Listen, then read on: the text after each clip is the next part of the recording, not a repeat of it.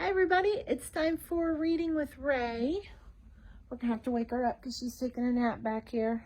Daisy Ray. Really? You're just gonna puff at everybody? Apparently she is too tired to even wake up and say hello. She's a very rough life. Rogue says hi though. Hi Rogue. And Griffin is here. Hey Griff. Alright, well we finished. Oh, hi, I'm Renee. I am the Children's Librarian at Salem Public Library in Salem, Ohio. And this is Reading with Ray, our virtual book club for kids in kindergarten to 3rd grade. And we are currently working our way through the Ivy and Bean series. I think book 4, which is where we're going to start today, is probably going to be the last one because next Friday is our last book club. And then we'll be launching some new things for summer, and I hope to let you guys all know what's going on with summer, hopefully next week. So we've got some good things in the works. We just got to get some details worked out first before I can share all of those details with you, but there is definitely some stuff coming. So we finished Ivy and Bean book 3. It was Ivy and Bean Break the Fossil Record yesterday, and discovered that the bones they thought were dinosaur bones, they weren't. They were bones that had been buried by a dog. So, excuse me, I'm so yawny when I do these videos. We are on to a new adventure in Ivy and Bean Take Care of the Babysitter. And this one is also by Annie Barrows, illustrated by Sophie Blackall, and published by Chronicle Books. So thank you to all of them for allowing us to share this book. This is Ivy and Bean Take Care of the Babysitter. Chapter 1 is too good to be true. Thwack! Bean was grinding corn. She put a few pieces of Indian corn on the sidewalk and then smacked a rock down on top of them. Thwack! It hardly dented them, but that was okay. That was part of the fun. You had to pound for a long time. What are you doing?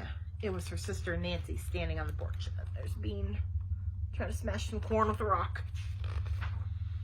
Grinding corn. Thwack! Bean looked at her corn. It was dented now. You can do some too if you want. I got lots of corn. Nancy watched her pound. What's it for? Food, said Bean. I'm making cornbread. Thwack! Hey, look, corn dust. And I mean, that is kind of how you make cornbread, but not quite. I think there's probably an easier method. Nancy almost came to look. She even took a step down the stairs, but then she got a prissy look on her face and said, like Mom's gonna let you eat stuff that's been on the sidewalk. Dream on. Bean confronted the rock at her, but she knew better than that. Bean was 7, Nancy was 11. Bean knew how to drive Nancy nutso without getting into trouble herself. She began to moan loudly. Grind or starve. Winter's coming. If we don't grind corn, we'll have to eat rocks. Cut it out, Bean, hissed Nancy. Everyone will see you. Nancy was always worried that everyone would see her. Bean wanted everyone to see her. She lay down on the sidewalk and rolled from side to side, moaning, just a little corn dust. That's all I ask. So I think she embarrasses Nancy a little bit. The front door slammed. Nancy had gone inside. That was easy. Bean lay down on the sidewalk resting. The sun was warm. She loved Saturdays. We've got dirt at my house, said a voice above her. That was Sophie W. from down the street. What kind of dirt? Asked Bean. Sophie smiled. Both of her front teeth were out and she had filled the hole with gum. A lot of dirt. That sounded interesting. Bean jumped up and grabbed her bag of corn. Together, she and Sophie hurried around Pancake Court. Usually, Sophie W.'s house looked a lot like all the other houses on Pancake Court, but today, it looked different. Today, there was an enormous mound of dirt in the front yard. A monster mound. It was as high as the front porch, maybe even higher. And it spread across most of the lawn, all the way to the path. The dirt was dark brown, the kind of dirt that smells good and is already halfway to mud. Oh, there it is. A big old pile of dirt in front of the house. Wow, your parents actually gave you dirt? Asked Bean. Sort of, Sophie said. They're going to use it in the backyard, but not until next week. We can play on it? Asked Bean. It was too good to be true. It's okay with your mom? Sophie W. looked at her front door and giggled. My mom's not home. There's a babysitter in there. Bean stared at the mound. They wouldn't put it out in the front yard if they didn't want people to use it, she thought. Shouldn't we ask the babysitter? She said. Just at that moment, a teenage girl stuck her head out the front door. She was the babysitter. Oh, she said to Sophie, there you are. Is it okay if we play with this dirt? Asked Bean politely. The teenager looked at the mound like she had never seen it before. I guess. Don't track it into the house. No problem, said Bean. We don't even want to go in the house. The babysitter nodded and turned to Sophie. I guess I'll be watching TV, okay? Oh my gosh, I'm so sorry. I keep yawning at you guys. All right. Sure, said Sophie. She and Bean waited until the teenager was inside. Then Sophie turned to Bean. What should we play? Play, said Bean. We haven't got time to play. This volcano's about to blow. Oh. Picture. Disaster twins. Ivy wouldn't want to miss out on a volcano, that was for sure. Bean zipped up the street to Ivy's house and rang the doorbell. But that was too slow. Hey, she yelled through the mail slot. There's a volcano at Sophie W.'s. A what? Said Ivy, opening the door. Ivy was reading. She was reading a really big book with long words, even on the cover, which is something Bean couldn't stand. It was bad enough when there were big words inside the book. A volcano, Bean yelled. Come on. Ivy looked at her book. Bean rolled her eyes. Ivy, it's a natural disaster. You have to be there. Okay, said Ivy, and she put down her book. It's a good book, though. You are so weird sometimes, said Bean. Come on. And the two girls ran back to Sophie's house. Leo was there now, and Sophie S., and Prairie's little brother Isaiah. When she got to the front yard, Bean fell onto the grass. Earthquake! She hollered. Volcanoes made the earth shake, too. Volcanoes and earthquakes were like disaster twins. Ivy grabbed a bush and shook it back and forth to show that the earth was quaking. Sophie W. and Prairie pretended they were being crushed by falling buildings. Leo pretended his car blew up, which was a little strange, but he said that it happened all the time during earthquakes.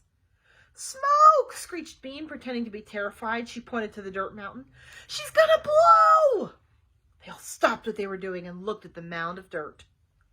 It would be better if we had real smoke, said Sophie S. It would be better if we had real lava, said Bean. Ivy glanced around the yard, looking for lava. There wasn't any, but she did see a hose lying on the lawn. She picked it up. That's good, said Bean. Lava flows, just like water. Yep, said Ivy, but how are we going to get it to come out of the top of the dirt? They all thought about that for a minute. I know, said Prairie, her eyes shining. Let's stick him inside. She pointed to Isaiah. We dig a hole at the top, and then we bury him with the hose. Isaiah looked worried. If we bury him, said Bean, he won't be able to breathe. Isaiah nodded. We'll just dig a hole, said Leo. We won't bury him. It'll be like a sacrifice to the gods, said Ivy in a dreamy voice. I'm going home, said Isaiah, and he ran. Prairie caught him. She promised to give him her stuffed seal plus 3 glow-in-the-dark stickers. Also a lollipop the next time she got 2. And that was a lot just for being the lava. So Isaiah said, okay. It took quite a while to build the volcano. At first, they tried climbing to the top of the mound to dig the crater.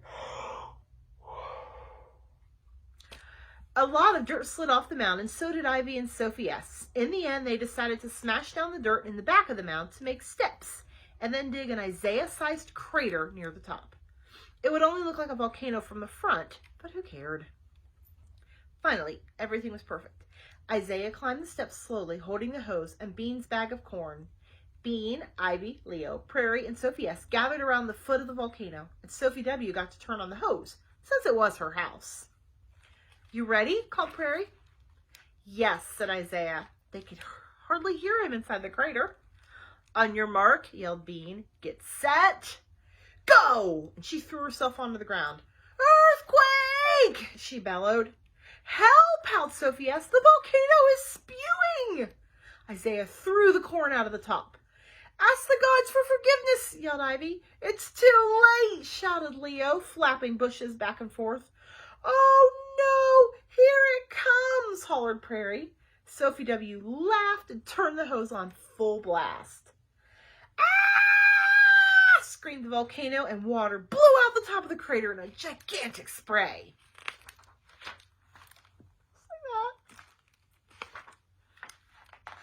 Bean was sopping wet. There was corn in her hair. There was mud on her clothes. She was crawling through the burning lava to bring life-giving corn to the hungry townspeople. The hungry townspeople were some rocks over by the edge of the lawn. Ivy and Leo and Prairie and both Sophies were crawling through the burning lava too. Isaiah refused to come out of the crater. Bean, time to come home. It was Bean's mom calling from her porch. Weird. Bean had already had lunch. She decided her mother didn't really mean it. Bean, I mean now. Oops, maybe she really did mean it. Bean stood up. 5 more minutes, she yelled. Now, Bean. Bean's mother sounded cranky. I gotta go, Bean said to the other kids. Okay, said Ivy, see you. Bye, said Sophie W., pulling a corn kernel out of the mud. Look, food. Bean looked at them. You know, she said, that's my corn, and it was my idea. You guys should stop till I come back. Leo sat back on his heels. No way. It's my dirt, Sophie W. pointed out. Bean looked at Ivy, and Ivy shrugged. I want to keep on playing, she said. Bean scowled. It wasn't fair. You wouldn't even know about it if it wasn't for me, some friend she was. Bean! Oh, she better go. Bean stomped home. Next chapter's The Special Experiment. What do you want? Bean said to her mother. Excuse me? Said her mother. That meant that Bean had been rude and she better shape up quick. Sorry. What? Well, her mother smiled brightly. Today we're going to try a special experiment and I want you to be on your best behavior. Best behavior? It was Saturday. Bean looked carefully at her mother. She was wearing lipstick. Where are you going? Bean asked. Daddy and I are going to a play. Can I come? Bean always asked that, even if she didn't really want to go. No, it's for grown-ups, said her mom. Is Leona babysitting? Bean liked Leona. She had long black hair and she could draw perfect horses. No, Bean's mom sighed. Leona has poison oak. That's the reason for the special experiment. Bean wasn't liking the sound of this. Grown-ups use the word special when they really meant weird.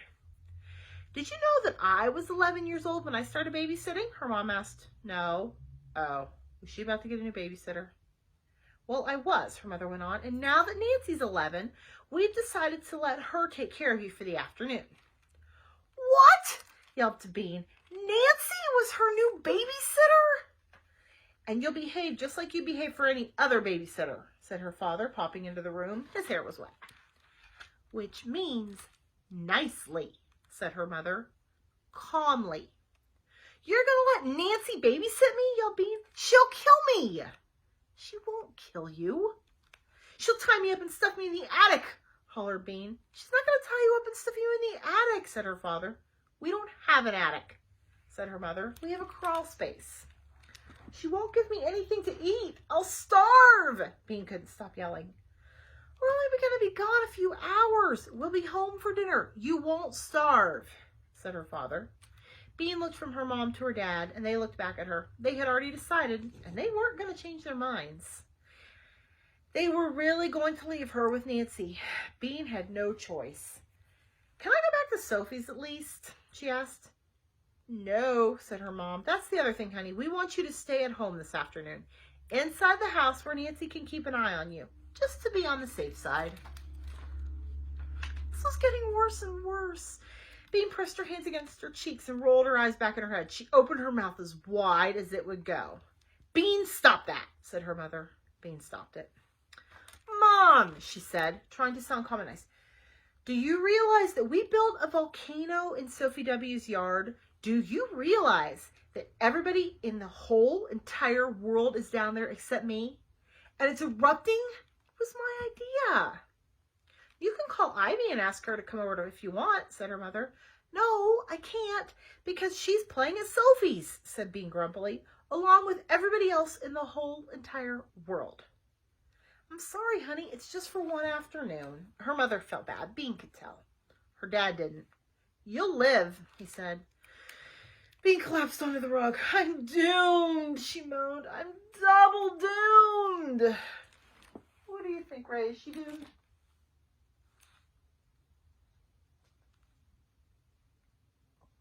Ray really doesn't care. She is sound asleep. Hey, Beanie, said Nancy, bouncing into the living room. Did you hear the news? We're going to have a great time. I'll even play Crazy Eights if you want. Bean looked up at Nancy with narrow eyes. She was faking. The minute their parents left, Nancy was going to start being the meanest babysitter in the world. Okay, said her dad, slapping his hands together. Great! Crazy Eights. Let's get going, Char. We can't be late. Her mom bent down and patted Bean's cheek. We'll be back in no time, sweetie. Bean closed her eyes. She hoped she looked like a poor little thing. Take good care of your little sister, Nancy, said her mom. No worries, Nancy sang. Have a grand time. There was the sound of her mother putting on a sweater. There was the sound of the door closing. They were gone. Triple doomed, thought Bean. Bean opened her eyes. Nancy was standing in the doorway. She had her hair up in a bouncy ponytail, and she was smiling with lots of teeth, like a camp counselor. Do you want to play cards? She said in a peppy voice. No, said Bean. Why are you so happy? Nancy's smile got even bigger. Because I'm getting $20 for this. That is where we're going to stop for today. So, Bean's new babysitter is her big sister Nancy. And her and Nancy, they don't always get along. We're back in book 1. Bean and Ivy threw worms in Nancy's face and one even went in her mouth. So, yeah, they don't always get along so well. And there's that whole thing with that mud volcano down the street, and I just somehow don't think all of the grown-ups involved are going to be very happy about that mud volcano when everything is done. But you guys are going to come back tomorrow to find out a little more. We'll continue tomorrow afternoon with Ivy and Bean. Take care of the babysitter. So I will see you guys then. Stay dry. It's been kind of rainy today. It's kind of clearing up now. And I will see you guys tomorrow. Thanks. Bye.